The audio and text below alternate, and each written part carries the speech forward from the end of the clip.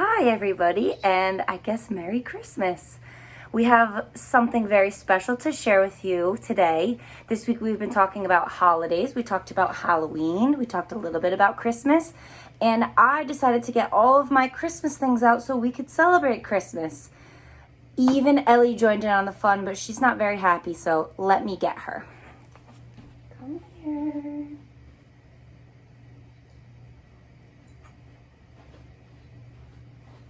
If you remember from our shark video of Ellie on Lighted Up Blue Day, she doesn't especially like clothes. So she's not the happiest little elf right now.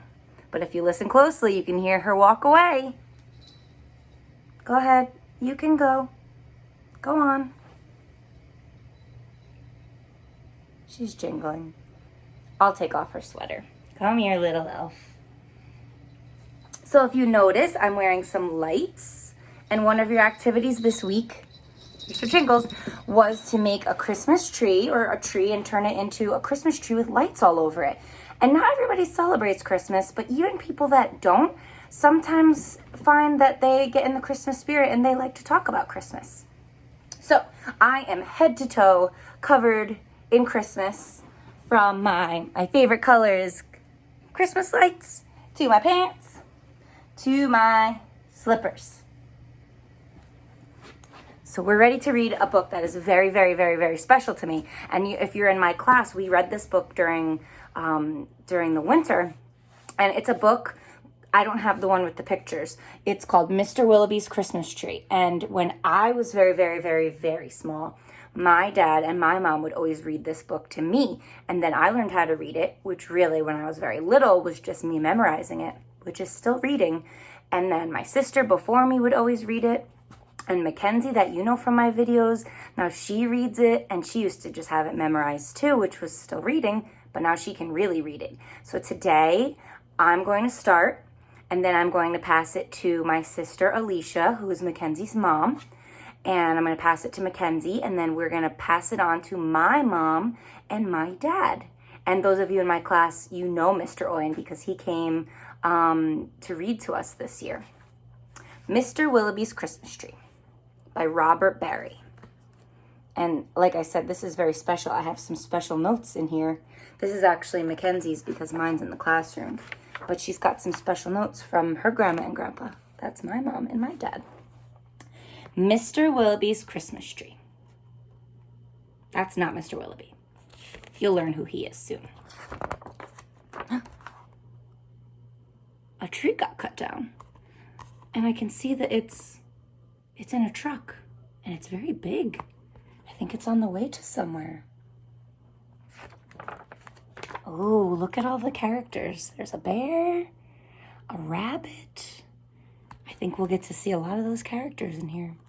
And if you see right there in the top of that big house, yep, that's Mr. Willowby. Mr. Willowby's Christmas tree came by special delivery, full and fresh and glistening green, the biggest tree he had ever seen. He dashed downstairs to open the door. This was the moment he'd waited for. "A magnificent tree! Splendid!" he cried. "Please, sir, won't you carry it right inside? I think it might look best this year right in the parlor corner. Here."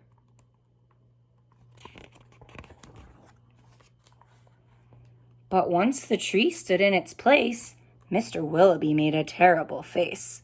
The tree touched the ceiling, then bent like a bow. "Oh, good heavens," he gasped. "Something must go."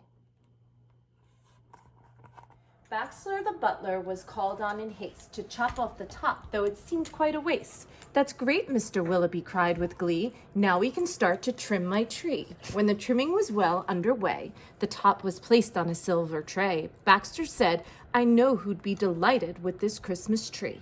So it was presented to Mrs. Adelaide, Mr. Willowby's upstairs maid. "Won't this tree be a pretty sight when I have trimmed it later tonight? But the top, oh dear, I'm so afraid, will have to be cut," sighed Mrs. Adelaide. And so with scissors sharp and long, she snipped off the top while she hummed a song. The top was set out the very next day in the back of the house to be thrown away. The little treetop caught the eye of Tim the gardener passing by. He certainly was not about to see the little tree thrown out. Here you go, my love. The little tree, he hurried it right home straight away to see Miss Tim would say. Fa la la, surprise, surprise, his wife could not believe her eyes.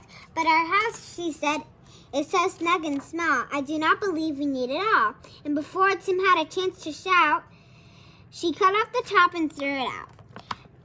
Barnaby Bear was padding by. It almost hit him in the eye. Now who would throw away so very close to Christmas throw a tree away so very close to Christmas Day? I'll take it home, that's what I'll do. Look, Mama Bear, I have a present for you. Isn't it a pretty tree? On Mama Bear quietly, drowsily. Before we go to sleep this year, let's have a Christmas party, dear. But little Bear, standing off so far, cried out, the tree won't hold a star, Barnaby said. Let's cut a hunk.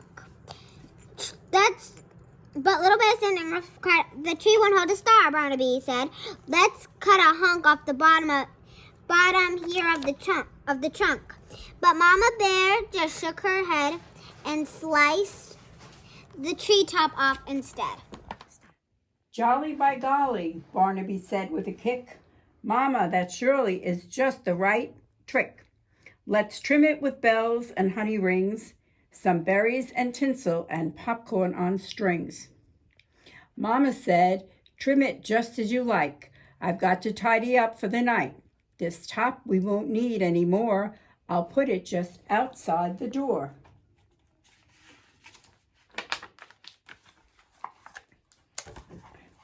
Later on that frosty night, Frisky Fox came into sight. He spied the treetop, rubbed his chin, opened his sack, and stuffed the top in.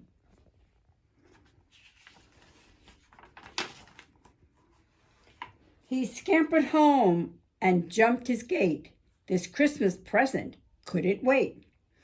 It's even better than mincemeat pie, said Mrs. Fox with a happy sigh. Then the foxes saw that their Christmas prize was just a wee bit oversized. There, my dears, now don't you worry. I'll fix this top now in a hurry. Benjamin Rabbit found it then, just outside the fox's den. It seems he thought most certainly Santa left that for my family.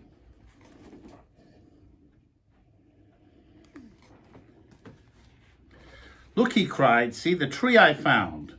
With that he called his family round. Then there was merrymaking, rollicking, frolicking, carrot-shaking celebration around the tree. All were as happy as rabbits could be.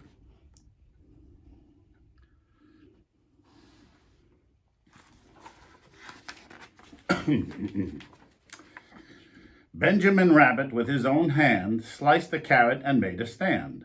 Now, let's see how this will look on our little chimney nook. But right away the children cried, look, it's leaning off to one side.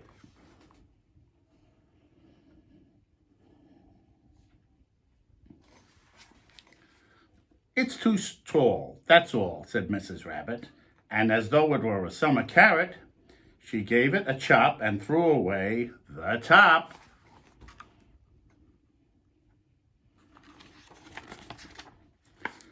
Then Mistletoe Mouse just happened to see that tiny tip of a Christmas tree. He pulled it through the snow and ice, up some stairs. He fell down twice.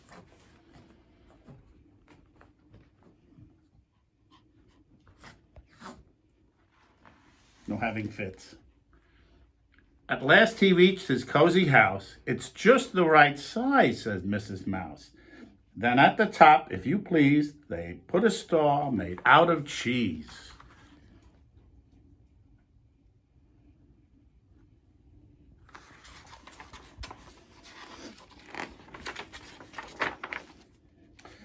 Oh, wasn't it grand to have a tree exactly like Mr. Willowby?